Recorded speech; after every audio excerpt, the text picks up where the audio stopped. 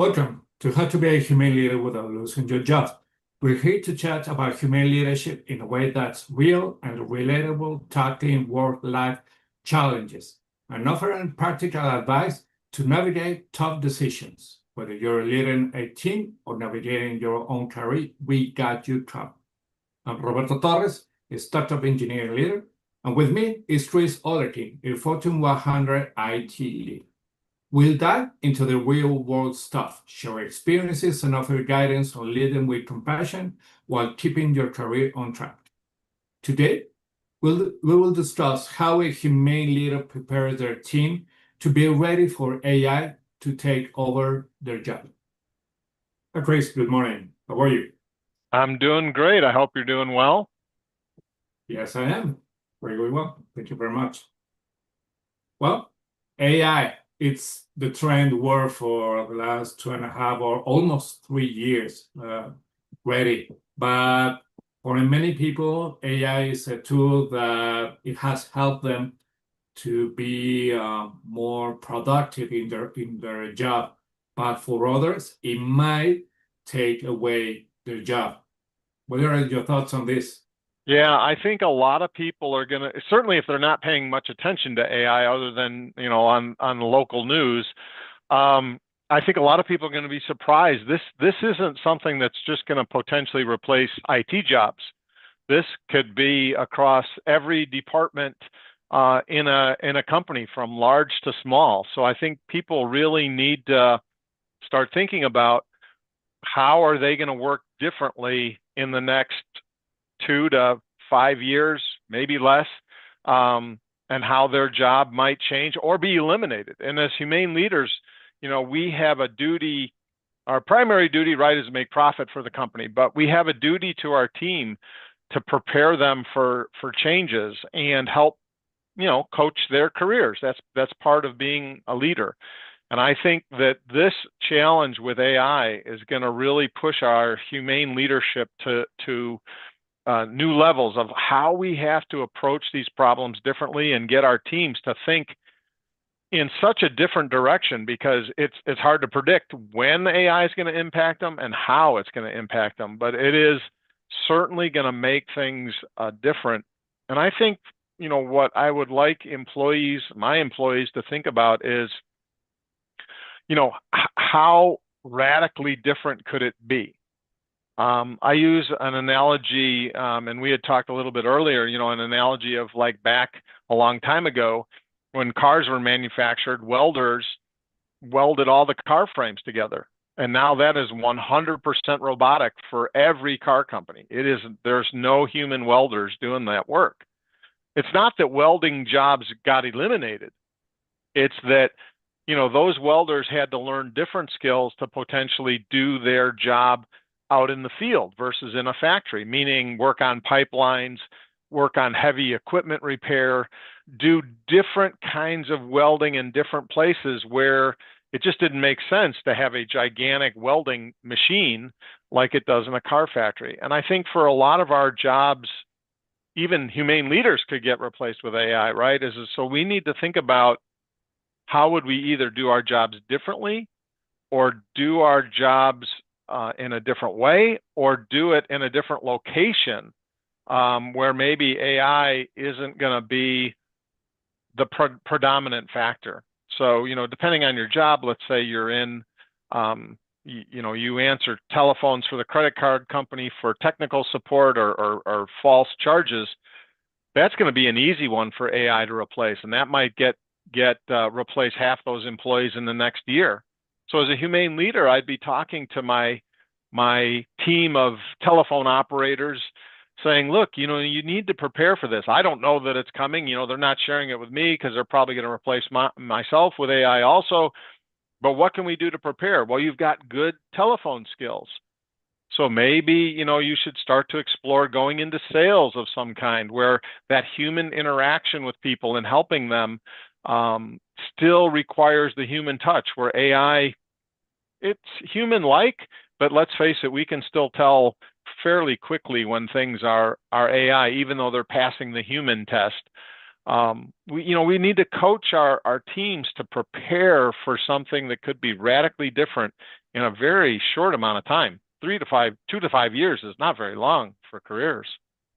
Yeah, indeed. One thing is that you pinpointed something really important. Companies are aiming to maximize profit. So anybody within the company has to have that mindset. The CEO or the heads, everybody. So in order for you not to be overcome by AI, you have to provide two things in my way. And we human leaders have to first of all, teach this if our team members doesn't understand it. The first one is the business side of this. And the business side of this, it is providing value to what you do. If you are in marketing and you used to create all these campaigns based on your knowledge, cool, man. But now what you have to do is to, as a human leader, foster that you have to create more value than the one that you used to create before. And using AI will allow you to gain advantage of that, because people who will be substituted by AI is the one who doesn't use AI. What you have to do is use AI either by a tool, either by a prompt, or either because you manage to partner with engineering to create an AI tool that will help you, and not only help you, that will provide and give more value to the business. So we as human leaders have to coach our teams of, first of all, teach them the value of business, and second, to provide more value. If it doesn't, it will easily be substituted by AI. Yeah, because the company's there to make a profit and be in business. And if AI can fully replace you and do it at a lower cost than the employee, then the company's going to replace you. And I think sometimes there are employees who are just not aware of that's really how it functions. Depending on their experience in the business place, they may not fully understand that. So you're right. You need to get it across to them. Well, why would the company replace me with AI? It's about profit. That's how it pays all of our salaries.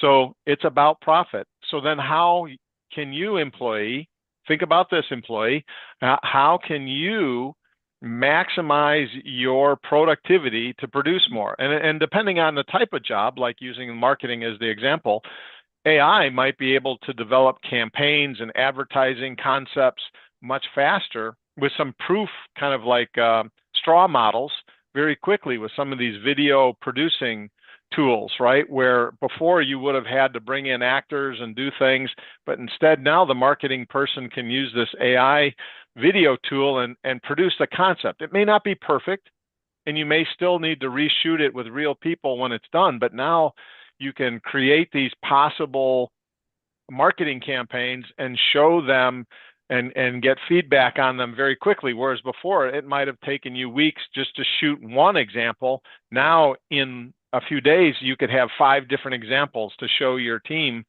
which one do you think is going to help us sell more. So, these kinds of it's really about efficiency, right? The employees need to understand that it isn't that the evil empire of the company is trying to get rid of everybody. That while it may feel like that to someone being replaced by AI, the reality is they're just trying to maximize profits. That's capitalism. So you as the employee need to figure out, well, how do I contribute the most to be the most valuable player on the team? Back to that whole coaching thing, right? We're not a family, we're a sports team. And I'm trying to coach you to be the best player. And if I can get a better pitcher, I'm going to get a better pitcher. So be the best pitcher. And that's really what it's about, is to get them to think about, how are you going to be the better pitcher than AI, or a better pitcher with AI, meaning learning to master those tools so you're the best person using AI to do the job. Yeah, indeed. And One thing is that I will give two examples. The first one is the welders that you mentioned.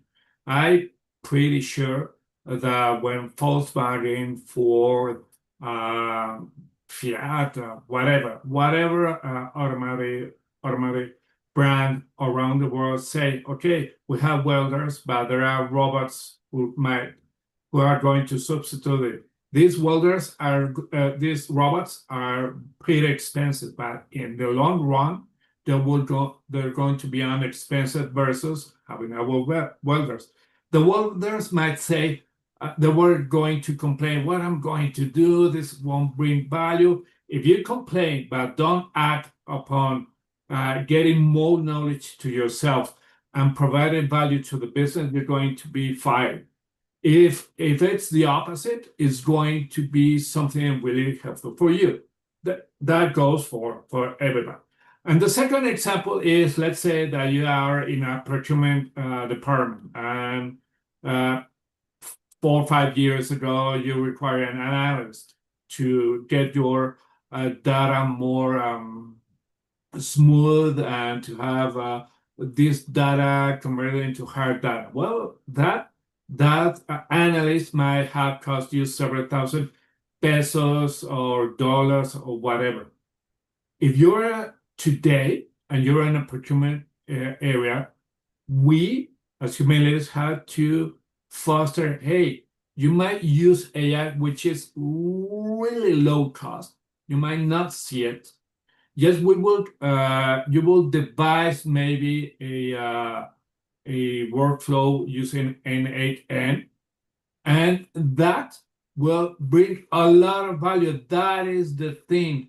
We don't have to sit without doing nothing. There is a saying, I will say it there is a saying in Mexico, I will say in Spanish, no te sientas en tus laureles. Don't sit and wait for something to happen. You are the one that has to make the change. And we as humane leaders have to guide our team, our ICs, towards that change of mindset, change of processes, change of everything. Otherwise, the wave will take you away, and there won't Yeah. be anything more for you, but maybe getting fired from the company. Yeah, and to that employee who's kind of ignoring it, it's going to feel like the wave came in and suddenly swept everything away. Yeah. When the reality is the wave has been creeping, the tide has been slowly rising. They just haven't been paying attention to it. And so Yeah. a humane leader in any area, whether it's technology and IT like you and I are in, or whether it's marketing or sales or accounting or the law department, whatever it is, tax department, they haven't noticed the tide rising. And so that, now is the time to be getting involved in it so that you're prepared for this wave that will, once it gets implemented, it's going to feel like a tidal wave, but it's really just the tide slowly rising. And taking that incremental steps, coaching your team to just try some of the simple things first, depending on what your company policy is. Now, depending on your company, they may not want you to use public tools like ChatGPT, et cetera, because you might put proprietary information into it. But find out what your company policy is on AI and coach your team to try to use these tools. Start gaining some skills.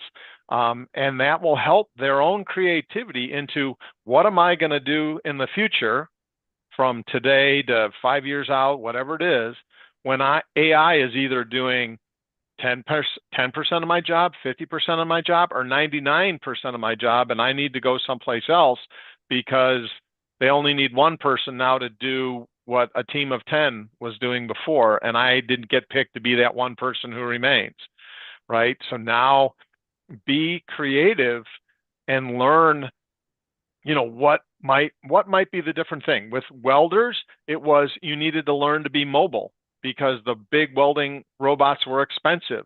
But I'm sure that didn't dawn on them as they were installing the robots on the Ford factory line to do the welding, right? The welders weren't thinking, what should I do different? I see that it's going to replace my job, but what should I do different? And for a lot of them, it turned out to be very mobile because a lot of equipment fails in the field. Pipelines are going everywhere constantly, all over the world. Those kinds of welding jobs, you can't bring a robot very conveniently because, you know, these big things at the auto plants, they're gigantic. They're really heavy. They need a lot of power, just not good in the field. So what is going to make your job different in the future that AI could be helpful for, but you will still be needed? That is the way to think about it, you know. And I'm struggling at, you know, thinking about my past roles. You know, a lot of my role was around processing data and trying to gain insights from looking at that data. And I think AI could easily replace maybe 50% of my job. But the problem is it couldn't replace all of it because a lot of my leadership was influential. I had a role that covered the entire IT department, but the entire IT department didn't report to me. And I had to, let's say, influence behaviors through the data I gathered.